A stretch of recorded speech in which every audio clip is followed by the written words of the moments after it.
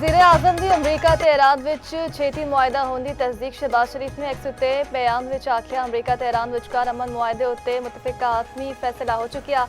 पाकिस्तान हुण अगले इकदामात नूं हतमी शक्ल देण लई फरीकैन नाल मिल के काम कर रहा है। अमन इन्ना नेड़े कदी नहीं सी जिन्ना हुण है। पाकिस्तान दियां सालिसी दियां कोशिशां विचकार अमन मुआहिदे सबूताज करन वालियां दी कोशिश तो वाकिफ हां। अमन मुआहिदे नूं सबूताज करन दी गलत मालूमात दी मुहिम तो पूरी तरह आगाह। उन्होंने अपने पैगाम विच अमरीकी सदर ट्रंप, नायब सदर JD वेंस, ईरानी सदर ते वज़ीर खारजा नूं भी टैग कीता।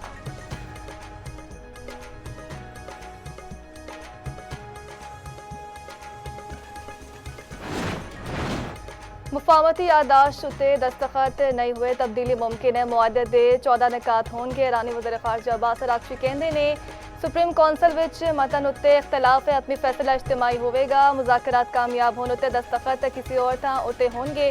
मामलात ते होन उत्ते आवाम नूं एक एक दी तफसील दसांगे। ईरानी जौहरी प्रोग्राम दा मामला मुलतवी कर दिता गया। अमरीका दे जौहरी मुतालबात इस मरहले उत्ते सानू काबिल कबूल नहीं है और आख्या लिबनान विच हिज़बुल्लाह नूं कदी कलिया नहीं छड्डांगे। मुआहिदे विच लिबनान सने हर मुआज उत्ते जंग दा खात्मा शामिल होवेगा। नाकाबंदी खत्म करके अबनार हुर्मज़ नूं खोलना मुआहिदे दा हिस्सा है।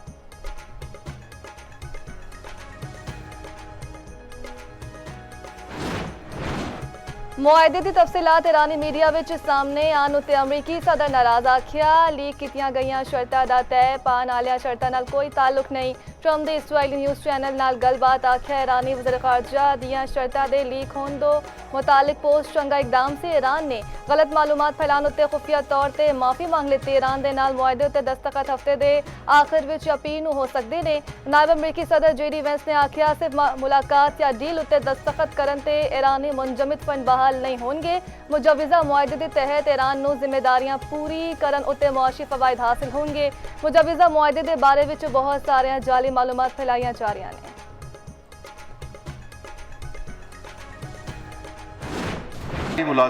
मुलाजमीन की तनख्वाहों में 7% इजाफा किया जा रहा है और रिटायर्ड मुलाजमीन की पेंशन में भी 7% इजाफे करने की तजवीज़ है। इसी तरह कम से कम तनख्वाह जो मिनिमम वेज में 10% इजाफा करने की तजवीज़ है। जायदाद की मुंतली पर आयद विद होल्डिंग टैक्स को माकूल बनाते हुए फाइलर्स के लिए खरीदारी पर टैक्स 2.5% से 1.5% करने की तजवीज़ है और फ़रोख्त पर 5.5% से कम करके 2.75% करने की तजवीज़ है। बिजनेस क्लास में गैर मुल्की सफ़र पर आयद फेडरल एक्साइज ड्यूटी को ख़त्म करने की तजवीज़ है। इस वक्त मुल्क में बैंकों के जारी करदा क्रेडिट या डेबिट कार्ड के बैरून मुल्क इस्तेमाल पर हर ट्रांजैक्शन पर 5% विद होल्डिंग टैक्स देना पड़ता है। विद होल्डिंग टैक्स की शरह को 0.5% करने की तजवीज़ है। पेट्रोलियम बेस्ड सॉल्वेंट्स जिनमें सफ़ेद स्पिरिट, पेट्रोलियम नाफ्ता और मिनरल टॉपिन ऑयल शामिल हैं उसे 80 रुपये फ़ी लीटर फेडरल एक्साइज ड्यूटी आयद कर रहे हैं। सरकारी मुलाजमीन दी तनख्वाह ते पेंशन में 7% वाधा घट तो घट माहाना तनख्वाह में 10% वाधे की तजवीज़। वज़ीर खजाना मोहम्मद औरंगजेब ने बजट 2026-27 पेश कर दिता। वफाकी बजट का हुजम 18,000 अरब तो वध है। जायदाद की खरीद फरोख्त विच आवाम नूं रिलीफ, प्रॉपर्टी मुंतकली उत्ते टैक्स विच कमी का ऐलान, जायदाद मुंतकली उत्ते विद होल्डिंग टैक्स विच कमी की तजवीज़। फाइनल लई जायदाद खरीदारी उत्ते विद होल्डिंग टैक्स 2.5% तो घट करके 1.25% करन की तजवीज़। नॉन फाइलर्स लई फरोख्त उत्ते टैक्स 5.5% तो घट करके 2.75% मुख्तस। गैर मुल्की असासों पर कैपिटल वैल्यू टैक्स खत्म करने की तजवीज़। बिजनेस क्लास फिजाई सफर भी सस्ता हो गया। बिजनेस क्लास विच गैर मुल्की सफर उत्ते आयद फेडरल एक्साइज ड्यूटी खत्म करने की तजवीज़। बैरून मुल्क तो आन आला शॉपिंग भी हुई सस्ती।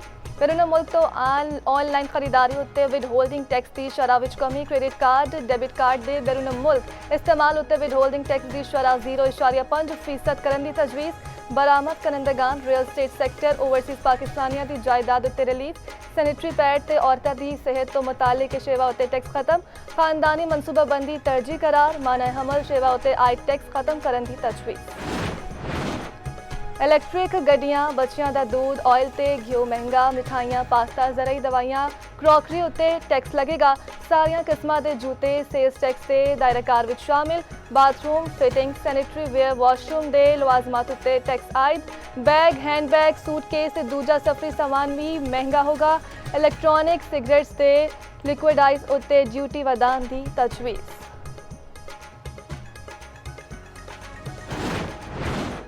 लग्जरी गड्डियां होर महंगियां, गड्डियां दरामदात उत्ते फेडरल एक्साइज ड्यूटी आयद। 2000 सीसी तो वड्डी गड्डियां उत्ते ड्यूटी आए। 3000 सीसी तक SUV उत्ते भी फेडरल एक्साइज ड्यूटी की तजवीज़। 2 करोड़ तो महंगी इलैक्ट्रिक गड्डियां उत्ते भी ड्यूटी तजवीज़। इलैक्ट्रिक मोटरसाइकिल, रिक्शियां, गड्डियां ते बसा उत्ते रियायती निज़ाम अगले वरहे भी बरकरार रहेगा। इलैक्ट्रिक ट्रका उत्ते भी 1% सेल टैक्स सहूलत फराहम करन दी तजवीज़।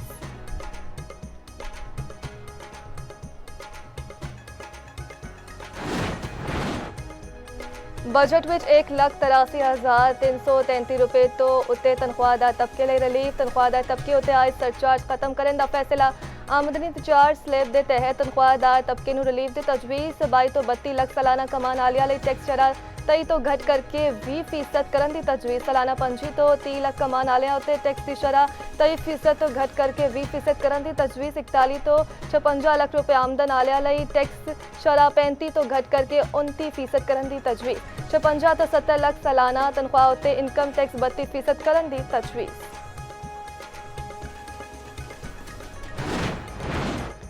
छोटे दुकानदारा ਲਈ फिक्स टैक्स के मुतारिफ 20 करोड़ तो घट फरोख्त आले दुकानदार स्कीम में शामिल होंगे। छोटे दुकानदार सालाना फरोख्त का 1% टैक्स देंगे। 15 तो 50 करोड़ आमदनी उतने सुपर टैक्स खत्म करन दी तजवीज़। 50 करोड़ तो वध आमदनी उत्ते सुपर टैक्स 10 तो घट के 8% करन दी तजवीज़।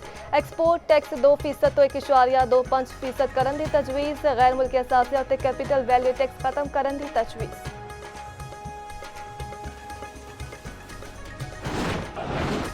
कौमी तरक्याती प्रोग्राम लिए 3675 अरब मुख्तस। वफाकी तरक्याती प्रोग्राम विच 1000 अरब रुपए मुख्तस। BISP का बजट गुज़िश्ता वरहे तो 17% वध। BISP लिए 880 अरब रुपए मुख्तस। आज़ाद कश्मीर लिए 146 अरब रुपए जारी खर्चात विच शामिल। गिलगित बल्तिस्तान लिए 88 अरब रुपए मुख्तस। जमशुदा अजला लिए 95 अरब रुपए मुख्तस करने की तजवीज़।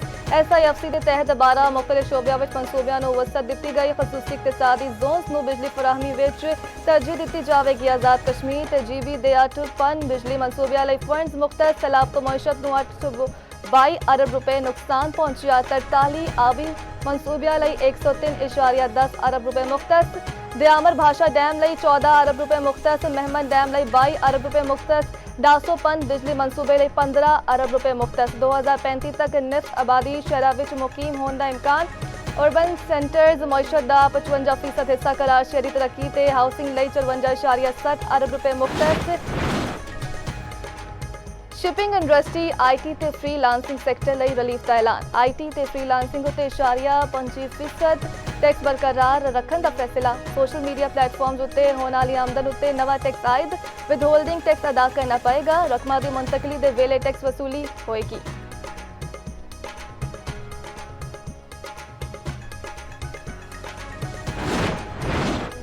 पेट्रोल 4 डीजल 2 रुपए फी लीटर सस्ता। नोटिफिकेशन जारी। पेट्रोल की कीमत में 4 रुपए फी लीटर कमी का ऐलान। डीजल की फी लीटर कीमत में 2 रुपए कमी।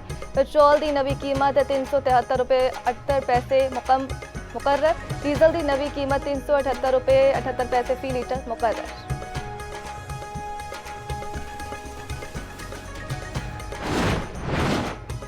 वज़ीर आज़म शहबाज शरीफ की पीपल्स पार्टी नूं गिलगित बल्तिस्तान विच हुकूमत बनाने की दावत। आख्या पीपल्स पार्टी गिलगित बल्तिस्तान विच अक्सरियती जमात बन के सामने आई।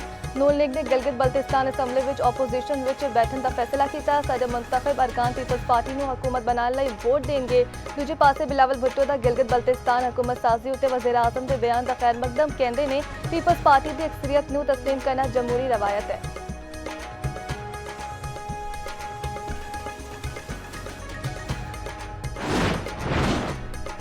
माली ज़िकायत की वजह नाल सानू बैनुल अक़वामी इमदाद लई नसना नहीं पिया। वज़ीर खजाना मोहम्मद औरंगजेब दा एक्सप्रेस 24/7 दी बजट ट्रांसमिशन विच senior anchor person Fahad Hussain नूं खसूसी इंटरव्यू आख्या ਸ਼ੂਗਰ ਤੇ ਸੀਮੈਂਟ ਸੈਕਟਰ ਵਿੱਚ ਡਿਜੀਟਲ ਨਿਗਰਾਨ ਦੇ ਰਾਹੀਂ 60 ਅਰਬ ਤੋਂ ਵੱਧ ਇਜ਼ਾਫੀ ਮਹਿਸੂਲਾਤ ਹਾਸਲ ਹੋ ਚੁੱਕੇ। ਟੈਕਸ ਰਿਕਵਰੀ ਵਿੱਚ ਬਿਹਤਰੀ ਲਈ CPU ਮਾਡਲ ਲਿਆ ਰਹੇ ਹਾਂ। ਇਸ ਵੇਲੇ ਪੈਟਰੋਲੀਅਮ ਲੇਵੀਜ਼ ਵਿੱਚ ਵਾਧੇ ਦਾ ਕੋਈ ਇਰਾਦਾ ਨਹੀਂ। ਸਭ ਤੋਂ ਵੱਡਾ ਚੈਲੰਜ ਆਬਾਦੀ ਵਿੱਚ ਵਾਧਾ ਮੌਸਮਿਆਤੀ ਤਬਦੀਲੀ ਹੈ। ਹਕੂਮਤ ਬਰਾਹ ਰਾਸਤ ਲੱਖਾਂ ਨੌਕਰੀਆਂ ਫਰਾਹਮ ਨਹੀਂ ਕਰ ਸਕਦੀ। ਨਿੱਜੀ ਸ਼ੋਬੇ ਨੂੰ ਤਾਉਨ ਦਰਕਾਰ ਹੈ।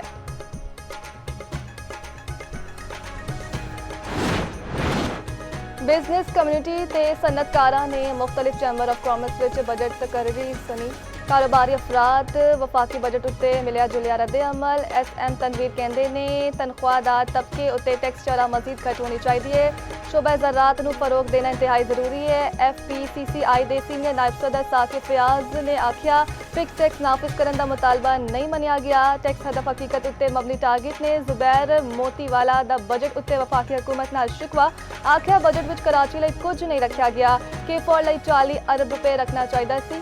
हुकूमत सारा बोझ टैक्स अदा करन उत्ते पा रही है। अजहर बलोच बोले हुकूमत अपने अखराजात घट करे, वड्डियां गड्डियां दी इंपोर्ट बंद की जावे। सदर चैंबर ऑफ कॉमर्स ने सुपर टैक्स तो मुतालिक इकदामात नूं खुश आइंद करार दिता।